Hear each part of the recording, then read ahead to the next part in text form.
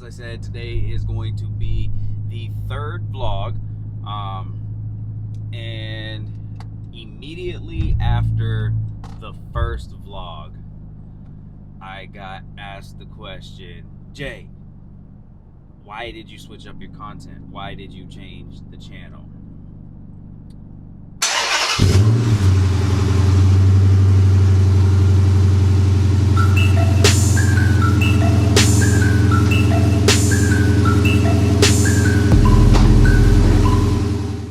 What's good, everybody? Mr. J here, and today's vlog day. Thanks for tuning in, everybody. Welcome back to the vlog. This is going to be the third vlog in the series, and I must say that it has noticeably made an impact on the channel. So, if you are a new subscriber, many thanks to you.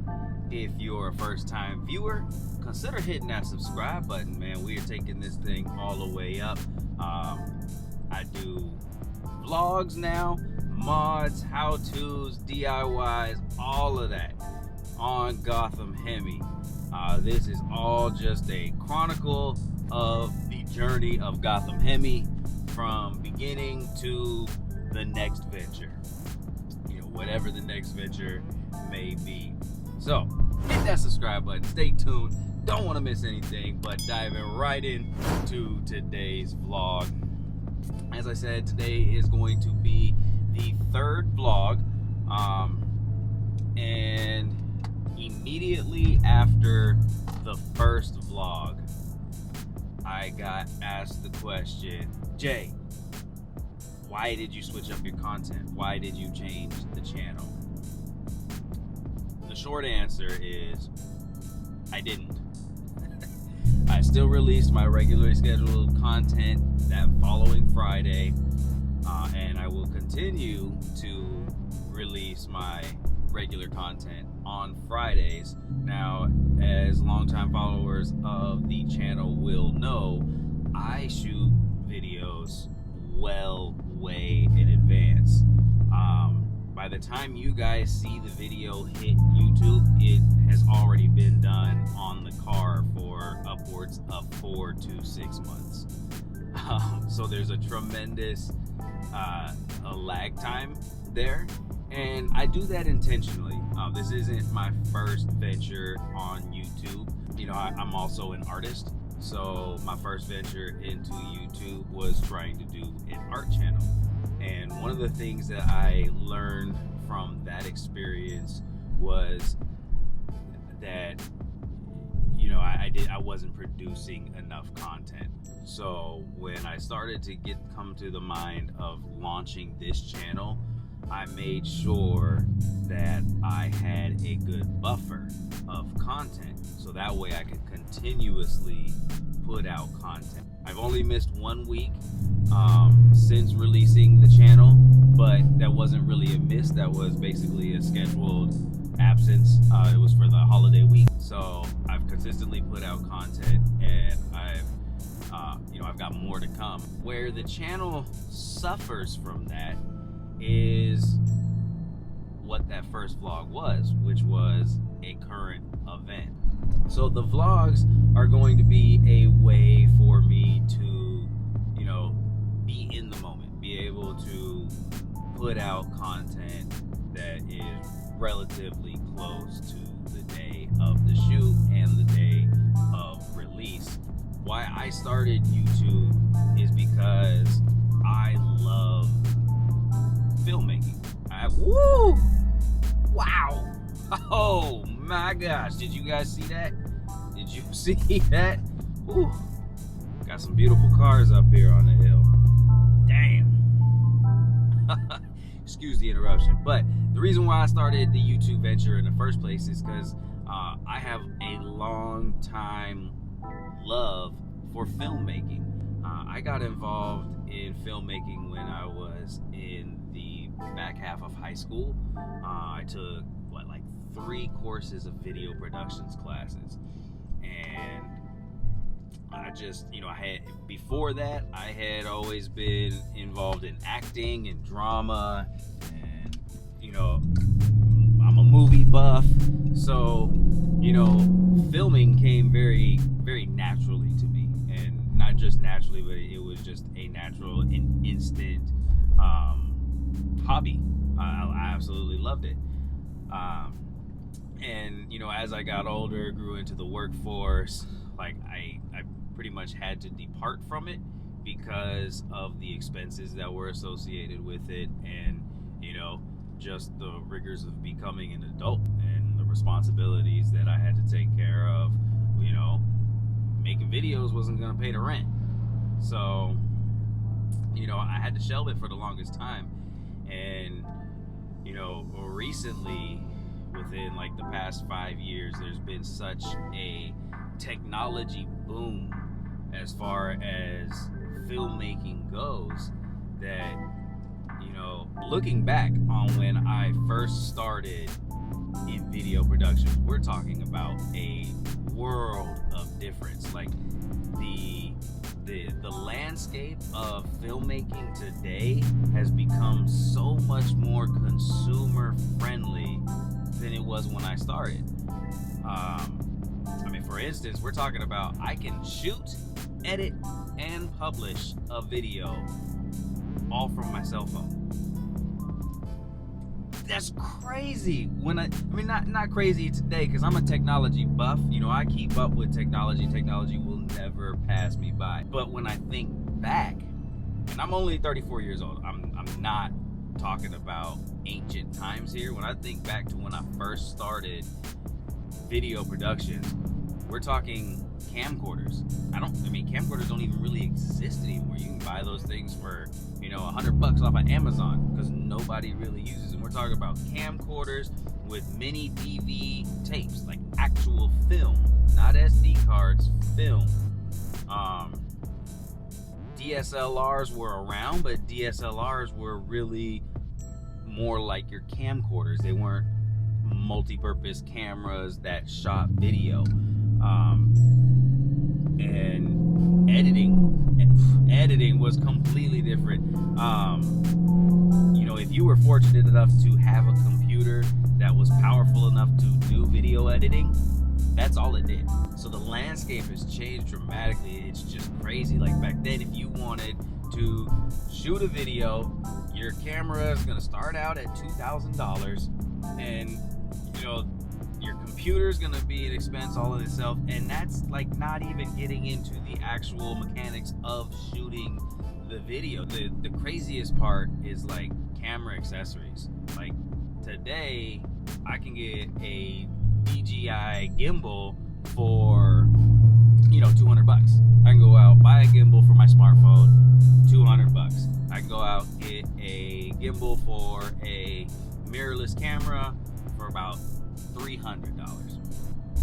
In those times, there was nothing. There was either Hollywood equipment in the thousands of dollars, or you went to Lowe's and bought PVC piping and weight plates and were making your own gimbals.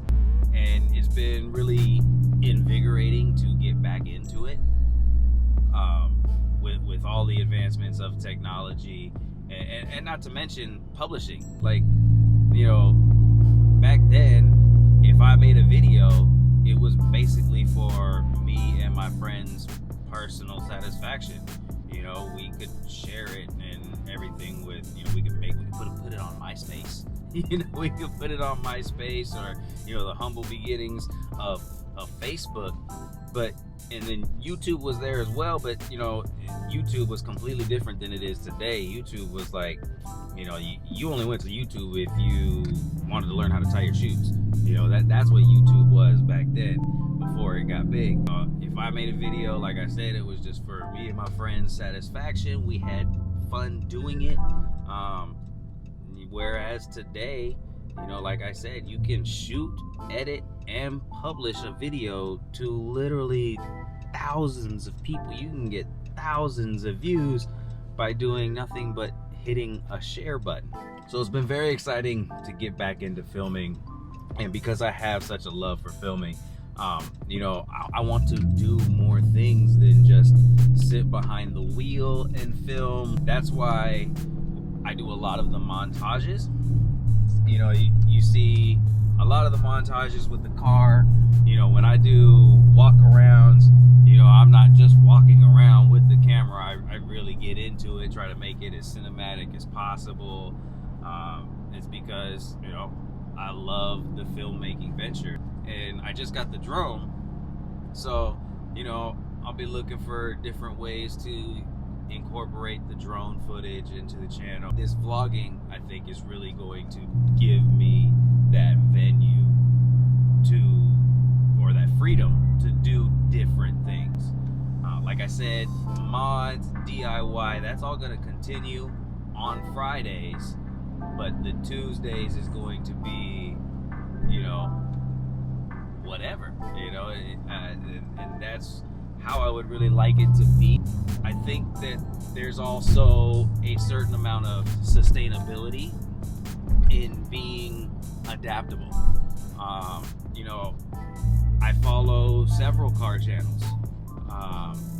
You know, I'm not just making the content myself. I'm a fan of car channels myself. I follow a lot and I watch a lot. And one thing to be noticed with car channels is there's definitely ebbs and flows.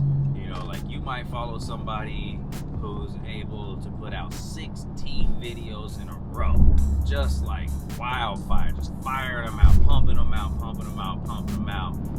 And then you might go 6-7 months with never seeing them again. And, you know, the whole while you're like, are they ever gonna put out another video? You know, what's going on? And, you know, part of that is because, you know, it's a car channel. If you don't have, you know, a giant garage to film in, you know, it's gonna be hard once the weather starts getting nasty.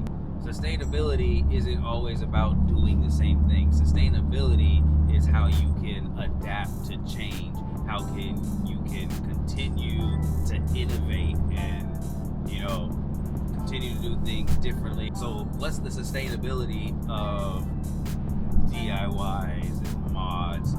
You know, at some point, you know, that stuff possibly could run out. And at that point, what are you left with, right? So vlogging is a way to establish another path. I promise to never lose sight of the channel. I know that, you know, this all sounds like, oh, he's gonna turn into, you know, one of those guys who just sits there and pours coffee on his camera and drinks a coffee and walks down the stairs and, you know, 30 minutes into the video says one word and done. No, that is not what this is going to be about. You know, I'm gonna exercise this to talk about relatable subjects. Going to car shows, you know, that's certainly going to be vlogging content. I certainly am hoping to do quite a lot of those this year. So it's just a different perspective. I'm not losing sight of the channel. Like I said, I've still got plenty of videos, you know, that are currently being edited that haven't even been released. So it is something different, but that's all it is. It's something different. Nothing's changed going forward. We will still have the mods. We will still have the DIYs. All of that good stuff and more. That's what I've always said. I've always said that we're going to continue to grow. We're going to continue to do bigger and better things here on Gotham Hemi. And I have not lost sight of that, nor will I ever. All right, so that one's going to wrap this one up. I'm Mr. J. This is Gotham Hemi. Thank you all for tuning in. Make sure to hit that subscribe button. Make sure to follow me on Instagram, Gotham_Hemi, as well as keep an eye out for the TikTok, man. People keep on telling me I need to get on TikTok. I need to get on TikTok. I need to get on TikTok. TikTok's blowing up. All right. I'm finally gonna cave in and get the TikTok.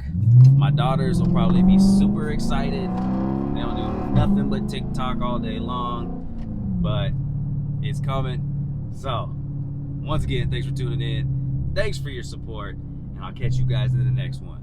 Peace.